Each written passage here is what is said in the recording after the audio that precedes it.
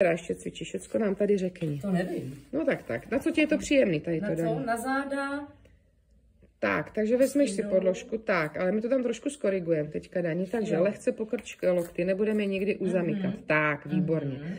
Lehce zakořeníme takzvaně, to znamená odtlačím se lehce, výborně. Dáme límeček, zadní části krku se pořád chcete dotýkat límečku od košile, výborně. Ramínka lehce do široka mě dej, tak, bezvadný.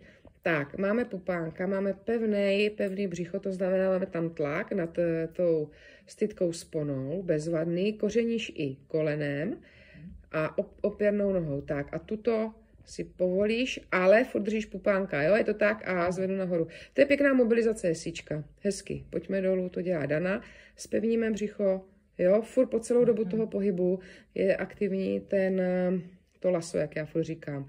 Pozor, dopínáš lokty, ale pěkný, dobrý. Kolikrát to děláš? 10 na jednu, 10 na druhou. Bezva.